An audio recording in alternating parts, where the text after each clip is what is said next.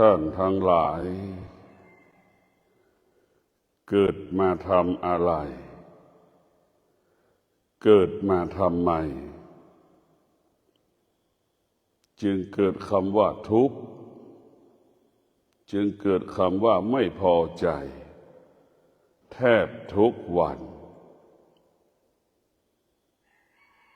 ความทุกข์เป็นสิ่งที่เราไม่ต้องการแต่เราก็อยู่กับความทุกข์ทุกวันความทุกข์เป็นสิ่งที่เราไม่ต้องการแต่เราก็สร้างความทุกข์ให้เกิดขึ้นกับชีวิตเราทุกวันความทุกข์เป็นสิ่งที่เราไม่ต้องการแต่เราก็ไม่ได้คิดที่จะออกจากความทุกข์ก็รู้ว่าทุกข์เป็นผู้เบียดเบียนชีวิตของเรารู้ว่าความทุกข์ผู้เบียดเบียนทรัพย์สมบัติของเราความทุกข์ทั้งหลาย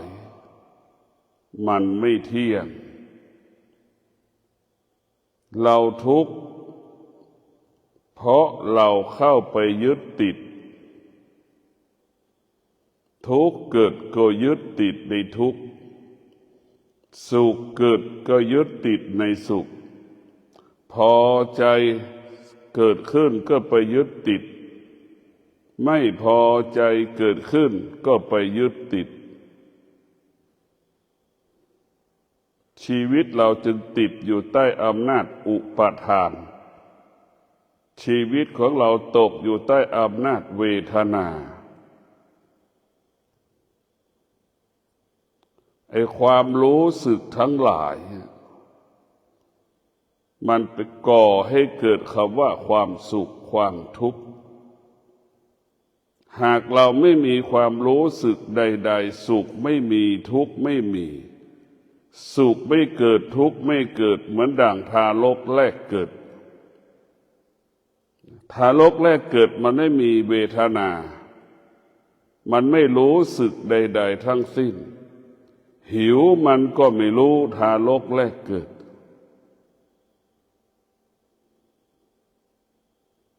ร้อนมันก็ไม่รู้เพราะทารกแรกเกิดเป็นเช่นนี้หนาวมันก็ไม่รู้ทารกแรกเกิดตรงกันข้ามกับเราเมื่อเติบโตเติบใหญ่จิตของเราเต็มไปด้วยความรู้สึกที่ตามันกระทบกับรูปตาก็ไปติดในรูปไปหลงในรูปพอใจในรูปไม่พอใจในรูปท่านทั้งหลายมันไปติดมันหลงไปหมดมันจึงเป็นบ่อเกิดแห่งความทุกข์ตาของเราเป็นบ่อเกิดแห่งความทุกข์เราจะเป็นบ่อเกิดแห่งความทุกข์เพราะตาไปยึดติดในรูปทั้งพอใจและไม่พอใจก็เป็นทุกข์ทั้งสิ้นความพอใจที่มันเกิดขึ้นขนาดหนึ่งแล้วมันก็เปลี่ยนแปลงความไม่พอใจเกิดขึ้นขนาดหนึ่งเดี๋ยวมันก็เปลี่ยนแปลงสิ่งเหล่านี้ภาษาพระว่ามันไม่เที่ยงมันตรงกันข้ามมนุษย์ยึดติดยึดมั่นสิ่งที่มันไม่เที่ยงตรงข้ามมนุษย์ยึดมั่นถือมั่นสิ่งที่มันเปลี่ยนแปลงมนุษย์จึงตกอยู่ใต้อำนาจของการเปลี่ยนแปลงสุขเกิดก็ไม่พอใจแล้วมันจากทุกข์เกิดขึ้นแล้วแก้ไม่ได้ก็ไม่พอใจนึกดูทำไมเราสภาวะจิตเราเป็นเช่นนี้จิตเราก็ตกอยู่ใต้อำนาจสองคำสุขกับทุกข์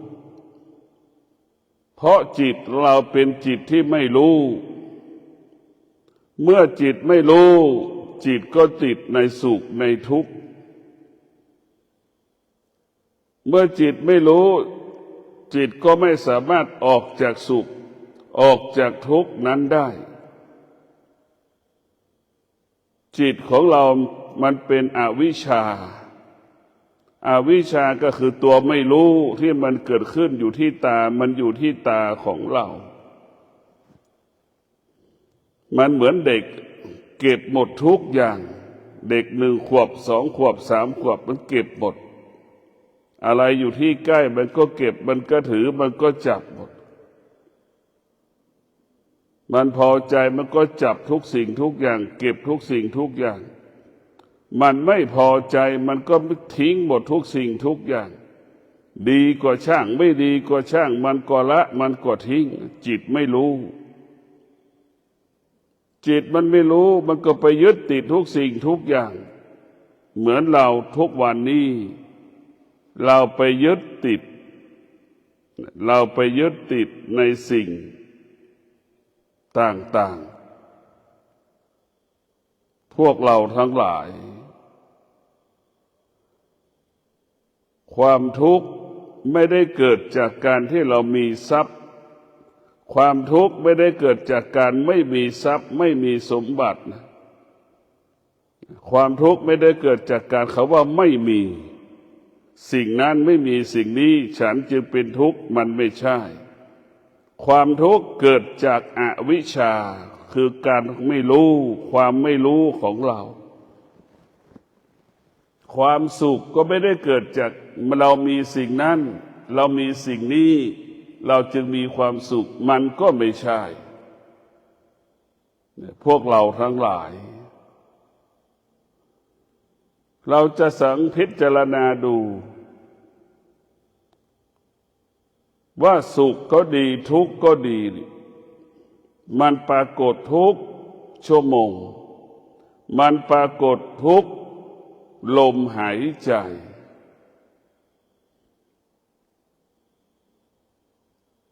ความสุขความทุกข์เนี่ย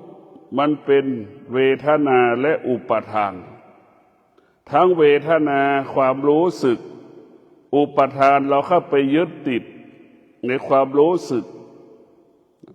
เรียกว่าอุปาทานเปรียบเสมือนกาวเวทนาเปรียบเสมือนหนูติดกาวมันจึงทำให้เราเกิดความทุกข์ออกไม่ได้เหมือนเราเกิดมาเป็นมนุษย์เราก็หลงในการเป็นมนุษย์ไปยึดติดในการเป็นมนุษย์ไปยึดติดในการเป็นมนุษย์พวกเราทั้งหลายความทุกข์เป็นสิ่งที่เราไม่พึงปรารถนาแต่เราก็สร้างความทุกข์ให้กับตัวเองทุกวันความทุกข์เป็นสิ่งที่เราไม่พึงปรารถนาแต่เราก็อยู่กับความทุกข์ทุกวัน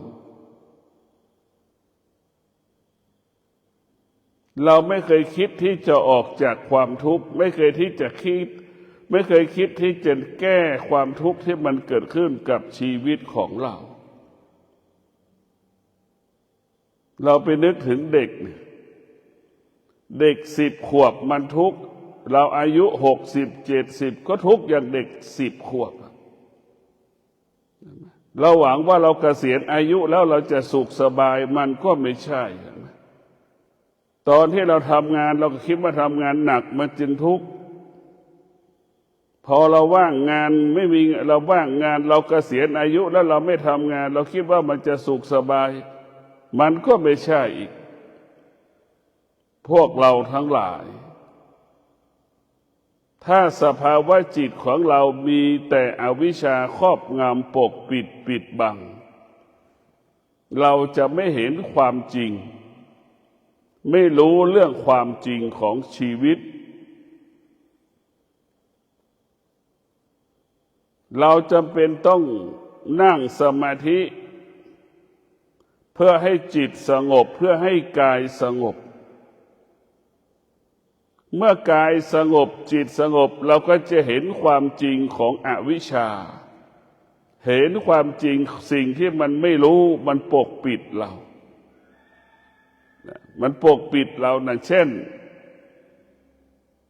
วันนั้นในอดีตเราก็เป็นหนุ่มเป็นสาวเช่นเราไปติดหลงในว่าไปหลงภรรยาของเราวันนั้นในอดีตเมื่อ60 ปีก่อนเราไปหลงในภรรยาของเราภรรยาก็หลงในสามีของเราเมื่อ60 ปี50 ปีก่อน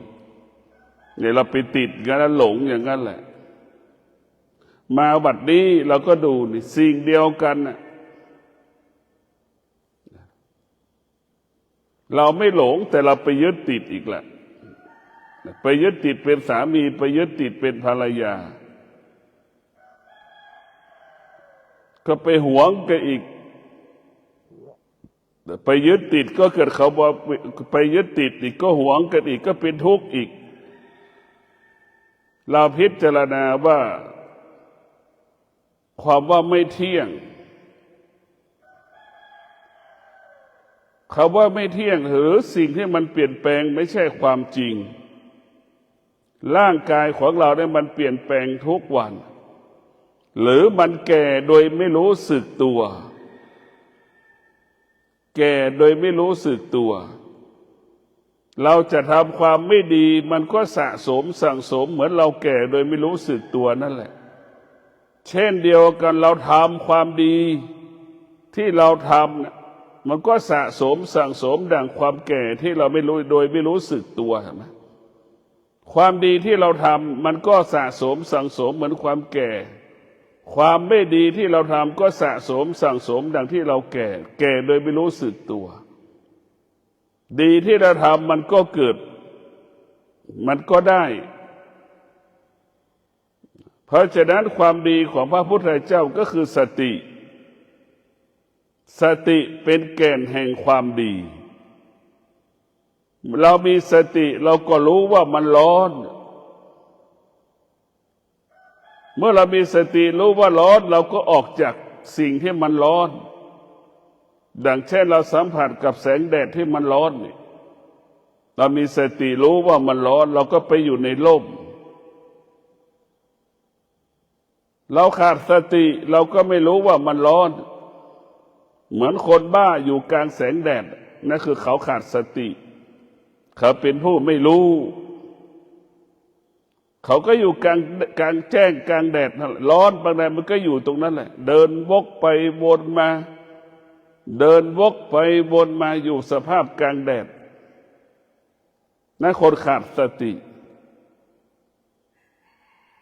คนที่ขาดสติก็เหมือนคนที่ไปยึดติดในรูปไปยึดติดในเสียง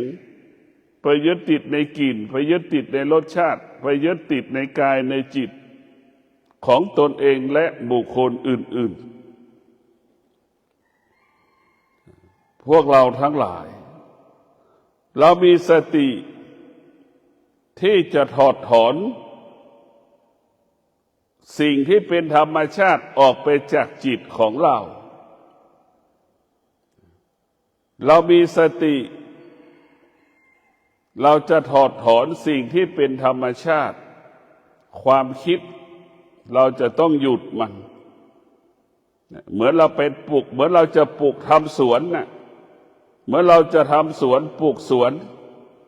เราจะต้องถางหญ้าก่อนความคิดเราเปรียบเสมือนหญ้าถ้าเราไม่ถางหญ้าความคิดมันก็ต้นไม้ใบไม้มันก็แพร่เชื้อไปไม่มีวันจบสิ้นเราจะเป็นต้องถอนธรรมชาติออกจากจิตความคิดเป็นธรรมชาติเราจะต้องหยุดความรู้สึกก็เป็นธรรมชาติเราจะต้องถอนมันไปแล้วว่าเราจะต้องถอนออกจากความรู้สึกถอนความคิดออกจากกายออกจากจิตเราความรู้สึกจึงเป็นบ่อเกิดแห่งความทุกข์ความคิดเป็นบ่อเกิดแห่งความทุกข์ชีวิตเราก็วกไปวนมาเป็นอย่างนี้แหละ เรารู้แล้วว่าตาเป็นเหตุให้เกิดความทุกข์เรารู้แล้วว่าหูของเรานี่เป็นเหตุให้เกิดความทุกข์หูของเราเป็นเหตุให้เกิดความทุกข์จมูกของเราก็เป็นเหตุให้เกิดความทุกข์ลิ้นของเราก็เป็นเหตุให้เกิดความทุกข์กายของเราก็เป็นเหตุให้เกิดความทุกข์จิตของเราก็เป็นเหตุให้เกิดความทุกข์ความทุกข์เกิดขึ้นที่ไหนความสุขก็เกิดขึ้นที่นั่นเช่นเดียวกันความทุกข์เกิดขึ้นณที่ใดความสุขก็เกิดขึ้นณที่นั่นมันก็บ่งบอกว่าสุขเกิดขึ้นทุกข์เกิดขึ้นที่ตาสุขก็เกิดขึ้นที่ตาทุกข์เกิดขึ้นที่หูสุขมันก็เกิดขึ้นที่หูอีกทุกข์มันเกิดขึ้นที่จมูกสุขมันก็เกิดที่จมูกอีกทุกข์เกิดขึ้นที่ลิ้นสุขมันก็เกิดขึ้นที่ลิ้นอีกเพราะนั้นสิ่งที่พอใจสิ่งที่เราไม่พอใจมันเกิดขึ้นที่เดียวกันหมดไม่สามารถแยกแยะได้มันเกิดขึ้นที่เดียวกันเหมือนมนุษย์เกิดมาเนี่ยเกิดจากกิเลส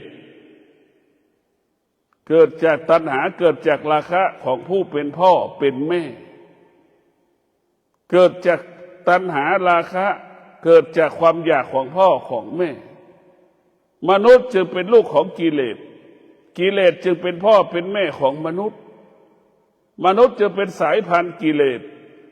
สายเลือดกิเลสมนุษย์จึงว่ายากสอนยากมนุษย์จึงมีเหตุจึงมีผลมีข้ออ้างมีข้อแก้ตัวเราจะมานั่งสมาธิมีข้ออ้างมีข้อแก้ตัวเราจะมาอยู่วัดก็มีข้ออ้างมีข้อแก้ตัวกว่าจะมาได้มันลำบากแสนเข็ญ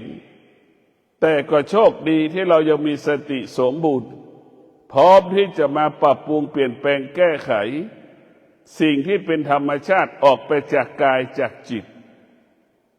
สุขก็เป็นธรรมชาติทุกข์ก็เป็นธรรมชาติความอยากก็เป็นธรรมชาติมันเป็นปกติของมันเป็นธรรมดาของมันการปฏิบัติธรรมของเราการประพฤติธรรมของเราเรามาเรียนรู้เรื่องธรรมเพื่อจะอยู่เหนือธรรมชาติเพื่อจะอยู่เหนือธรรมชาติธรรมชาติเปรียบเสมือนม้าธรรมชาติเปรียบเสมือนช้างธรรมะเปรียบเสมือนจ็อกกี้ขี่หลังม้าธรรมะเปรียบเสมือนควานช้างที่นั่งคอช้างนะเรียกว่าธรรมะเป็นผู้กำกับควบคุมธรรมชาติธรรมชาติคือม้าธรรมชาติคือช้างธรรมะก็คือช้างธรรมะคือจ็อกกี้ธรรมะคือควานช้างเราจะต้องกำกับธรรมชาติไม่ให้มันเกิด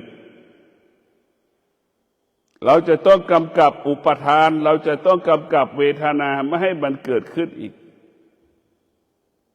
เหมือนเราหยุดความรู้สึกม้าไม่พอใจที่เราไปบังคับให้มันเดินจิตเราก็เป็นเช่นนั้นแหละอุปทานก็เหมือนม้าเราจะต้องมีสติควบคุมอุปทานเราจะต้องมีสติควบคุมเวทนาเหมือนเราขี่คอช้างช้างมันก็รู้สึกมันก็ฝ่าฝืนความรู้สึกของช้างเห็นไหม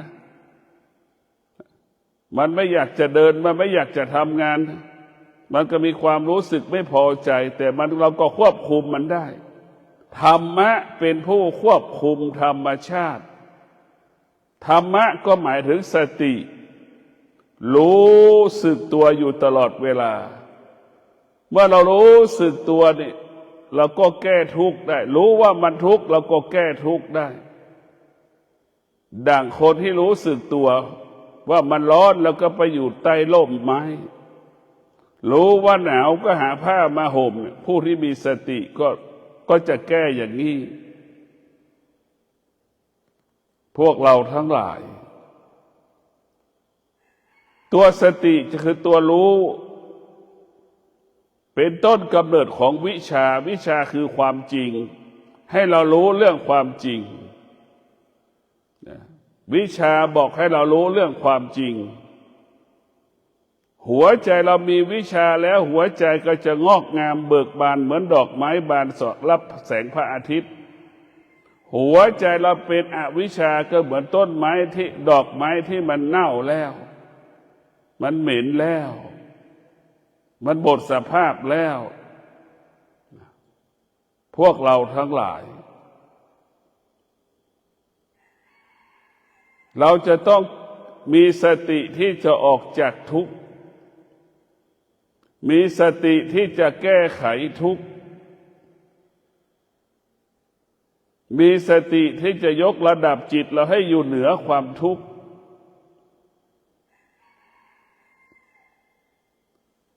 ทุกข์ทั้งหลายมันปรากฏเกิดขึ้นที่ตาที่หูจมูกลิ้นกายใจ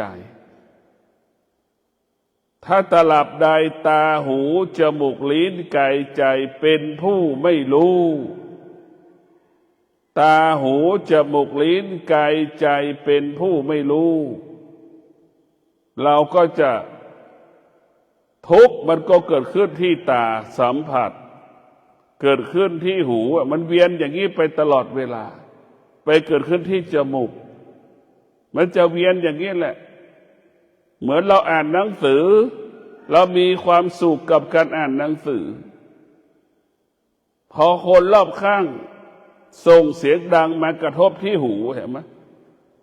มันเกิดอาการสำแดงอาการไม่พอใจเห็นไหมนี่แหละมันเป็นอย่างนี้แหละนี่แหละคือมันทำให้เรามันเวียนว่ายตายเกิดอย่างเรา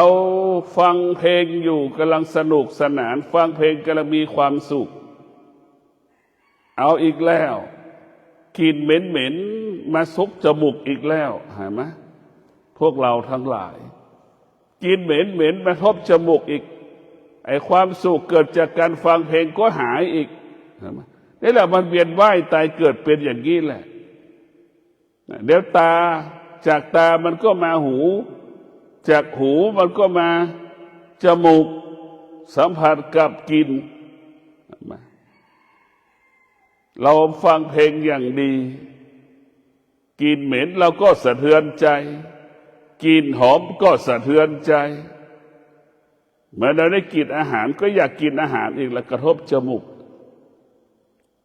มันก็เป็นอย่างนี้ของมันเรียกว่าอายตนะเนี่ยมันหลอกเราให้อยู่ภายใต้เดี๋ยวตาก็หลอกเราหูก็หลอกเราจมูกก็หลอกเราลิ้นก็หลอกเร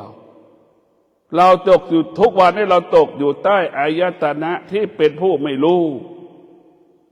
เมื่อมันเป็นผู้ไม่รู้มันจึงปฏิเสธหรือต้อนรับสิ่งที่มันไม่รู้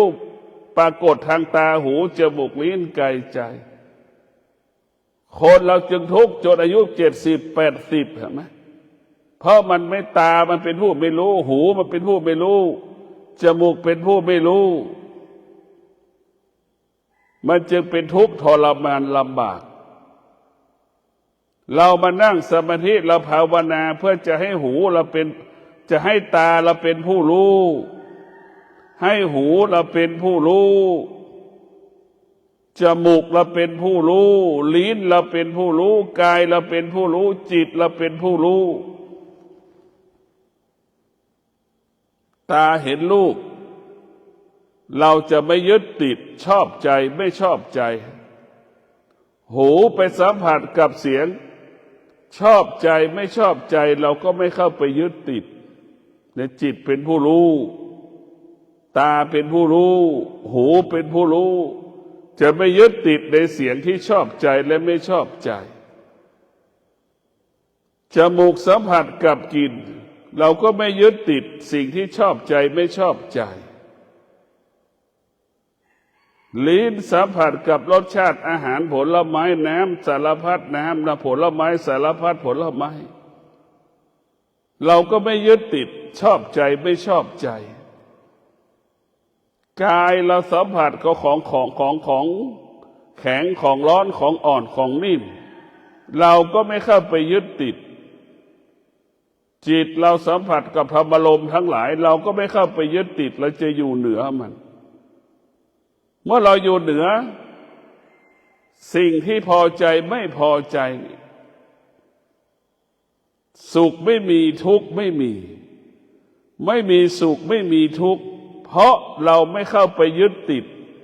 สิ่งที่พอใจและไม่พอใจท่านทั้งหลายเมื่อเราไม่ยึดติดสิ่งที่พอใจไม่พอใจเนี่ยมันสุขก็ไม่มีทุกข์ก็ไม่มีมันจึงเกิดคำว่าว่างจุดมันว่างเป็นเช่นนั้นเหมือนบ้านล้างไม่มีคนอยู่เหมือนป่าช้าไม่มีที่ไม่มีคนไม่มีผีให้เผานั่นแหละ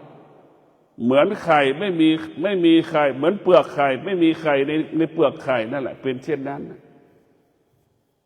เหมือนรถไม่มีคนขับนั่นแหละว่างเป็นเช่นนั้นพวกเราทั้งหลายตาก็เป็นส่วนหนึ่งของจิตตาก็เป็นส่วนหนึ่งของจิตหูก็เป็นส่วนหนึ่งของจิตจมูกก็เป็นส่วนหนึ่งของจิตลิ้นก็เป็นส่วนหนึ่งของจิตกายก็เป็นส่วนหนึ่งของจิตจึงเรียกว่าจิตเพราะฉะนั้นทั้งกายทั้งจิตอาศัยซึ่งกันและกันอาศัยซึ่งกันและกันเราจะเห็นสังเกตได้ว่าคำว่าจิตนี่เราจะเห็นได้ว่าทุกข์สุขมันเกิดขึ้นที่ตาหูจมูกลิ้นกายใจเรารู้เราฝึกเบื้องต้นเราไปติดในสุขในทุกข์ที่ตาหูจมูกลิ้นกายใจเมื่อเรามาฝึกฝนจิตมาอบรมจิตให้จิตของเราอยู่เหนือสิ่งที่เรารู้ก็คือตาเห็นรูปตาก็อยู่เหนือรูปหูได้ยินเสียงเราก็อยู่เหนือเสียงที่เรารู้นี่คือการยกระดับจิตขึ้นมาอีกจมูกสัมผัสกับกลิ่นเราก็อยู่เหนือมันอีก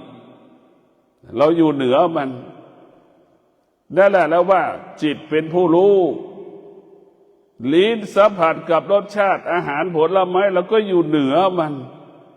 อยู่เหนือมันกายเราสัมผัสของแข็งของอ่อนของนิ่ม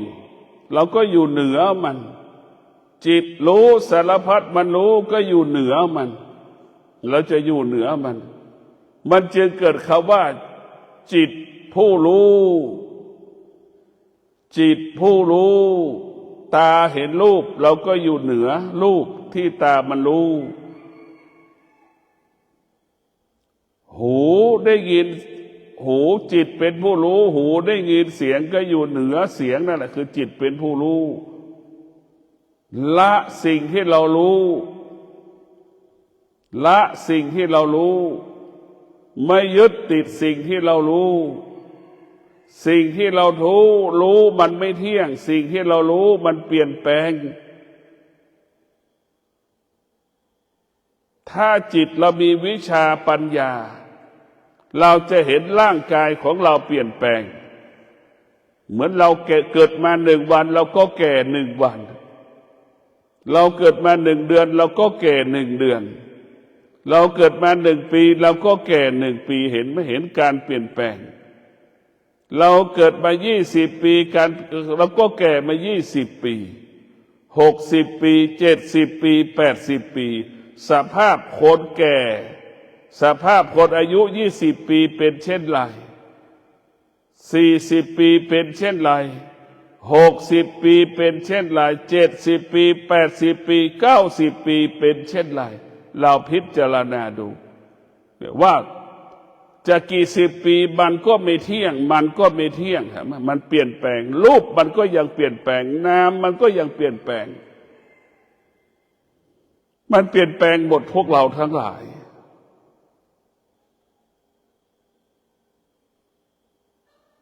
ร่างกายของเรานี่แหละร่างกายของเราเป็นบ่อเกิดแห่งธรรมะร่างกายของเราเป็นบ่อเกิดแห่งธรรมะธรรมะที่แท้จริงเกิดจากกายของเราเกิดจากจิตของเราพวกเราทั้งหลายธรรมะภาคปฏิบัติให้เรารู้เรื่องกายว่ามันไม่เที่ยง ร่างกายของเรามันไม่เที่ยงบางคนก็ป่วยตั้งแต่อยู่ในท้องบางคนก็พิการตั้งแต่ในท้องเห็นไหมออกมาแล้วก็เกิดอาการอีกผิดปกติอีกแต่พวกเราจะเห็นได้ว่าการเปลี่ยนแปลงมันเกิดเปลี่ยนแปลงตลอดเวลาแต่ส่วนมากเราจะเห็นสิ่งที่มันเปลี่ยนแปลงนอกกายเราแต่เราไม่เคยเห็นการเปลี่ยนแปลงของกายตัวเอง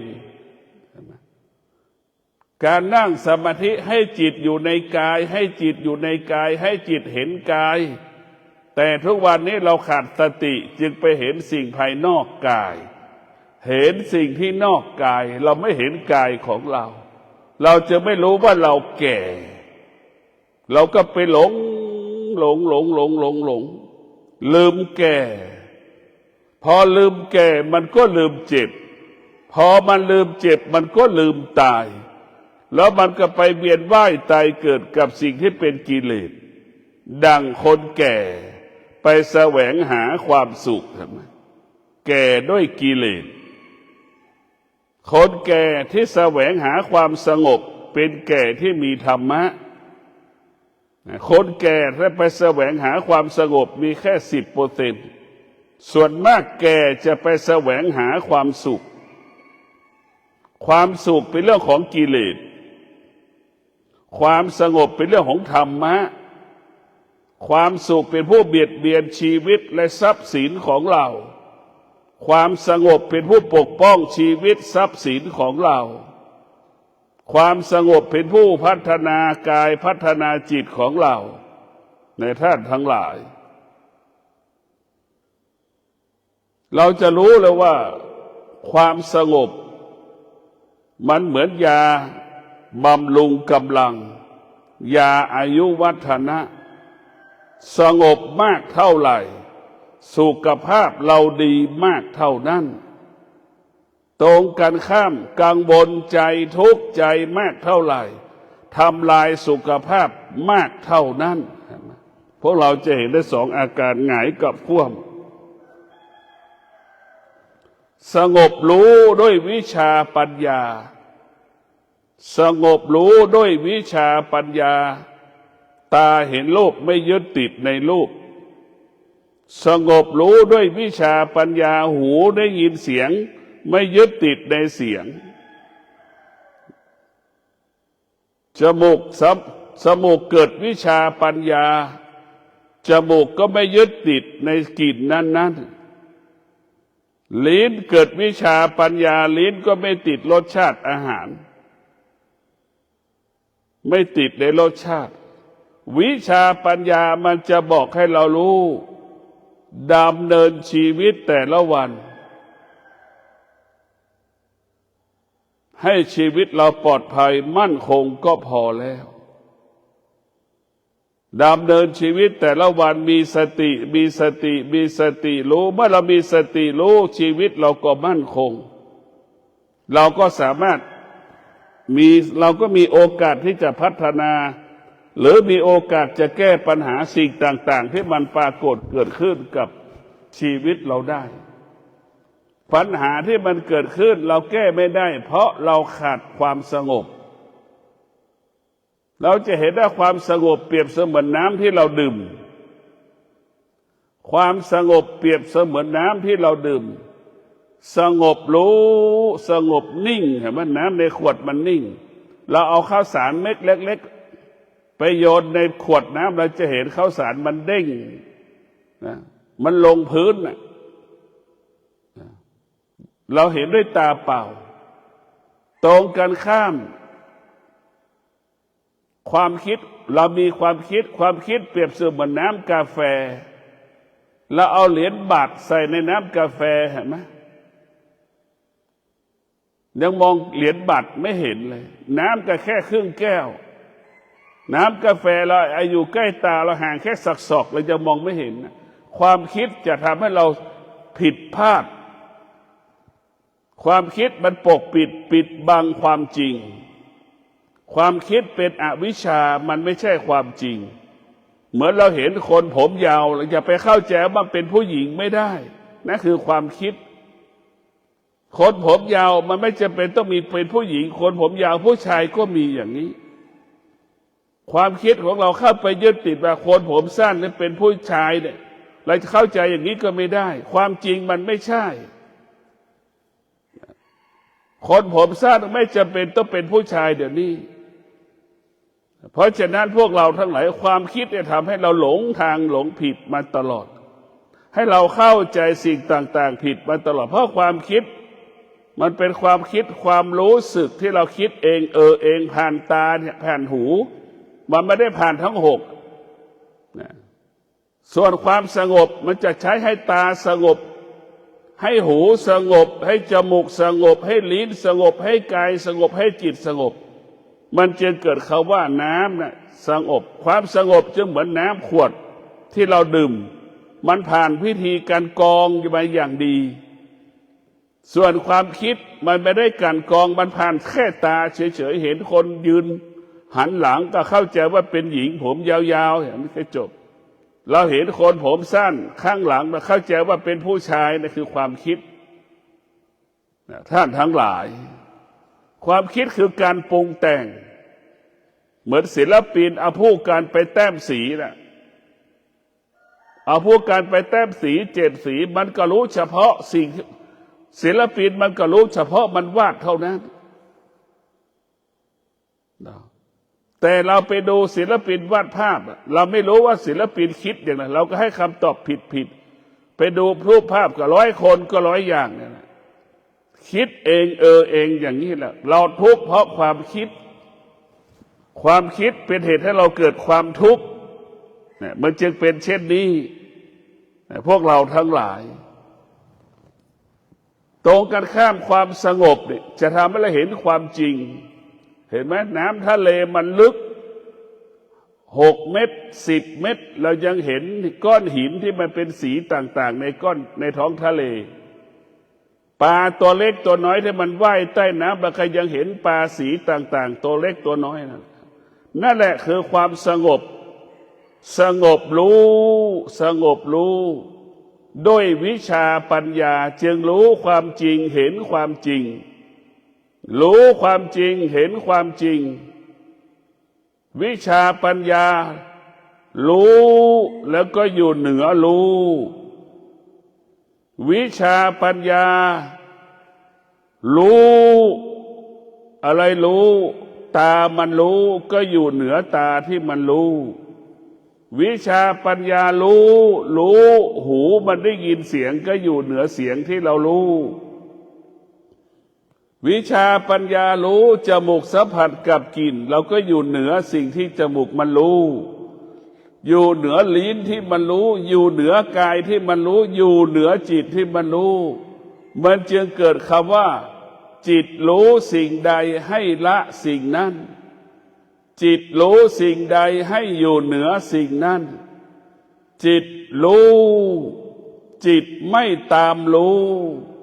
ที่สุดจิตมันรู้จิตไม่ตามรู้เช่นเรารู้ว่าคนนี้เป็นคนรวยเราก็รู้ว่ามันเป็นคนรวยก็พอแล้วแต่เราไม่ไปตามรู้ว่ามันรวยกี่100 ล้านกี่10 ล้านเราไม่ต้องไปรู้มันเนี่ยรู้ไม่ตามรู้เป็นเช่นนี้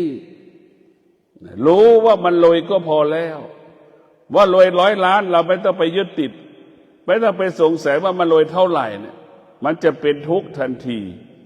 แต่พวกเราทั้งหลายมีสติพิจารณา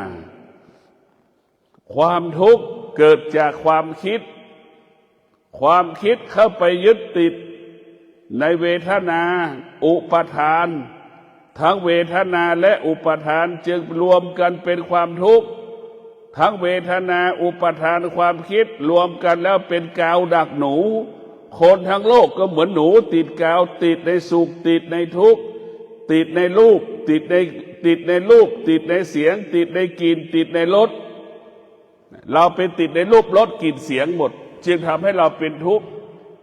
โรคภัยไข้เจ็บ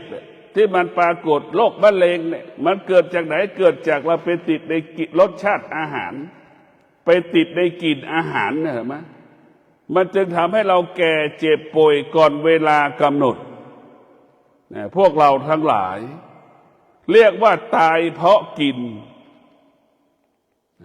ตายเพราะกินที่สุดก็ตายเพราะไม่กินนะมั้ยเราแก่ก่อนเวลากำหนดก็เพราะกินนี่แหละ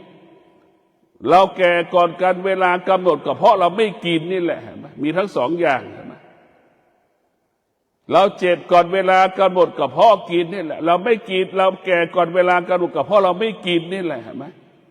เรียกว่าการกินเนี่ยมันเป็นบ่อเกิดเป็นบ่อเกิดคำว่าแก่เจ็บตายก่อนเวลากำหนด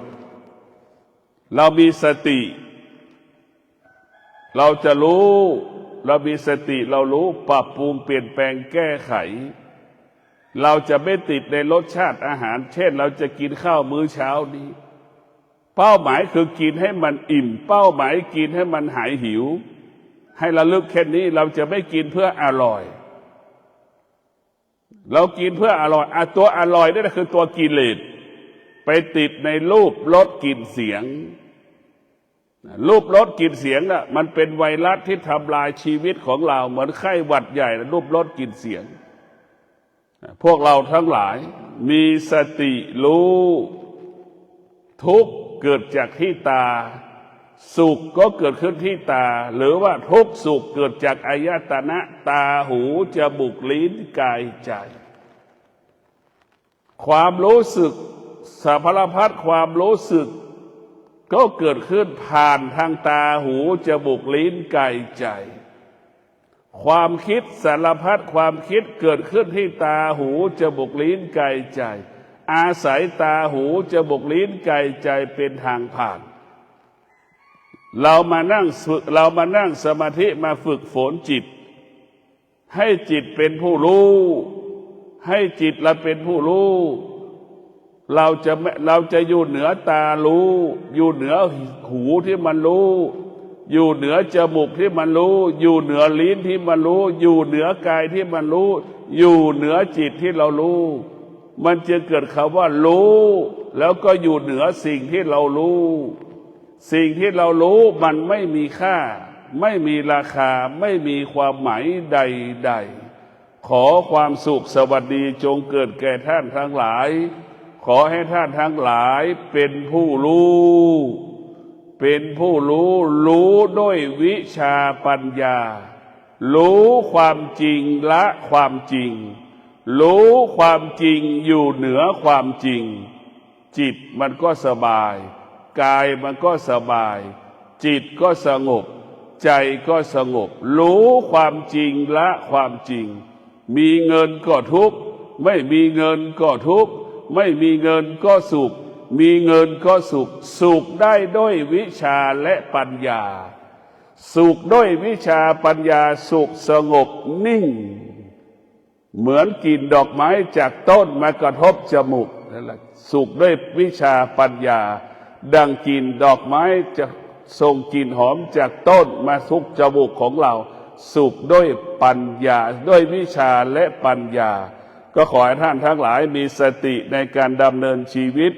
อดทนที่จะอยู่การฝึกฝนจิตอดทนที่จะฝึกฝนจิตจิตเราอดทนจิตเราจะเป็นผู้รู้ดั่งช้างแสนรู้ดั่งม้าแสนรู้ดั่งสุนัขแสนรู้จิตเป็นผู้รู้เหมือนสัตว์แสนรู้นั่นแหละคือจิตเราเป็นผู้รู้เป็นเช่นนั้นขอเจริญพร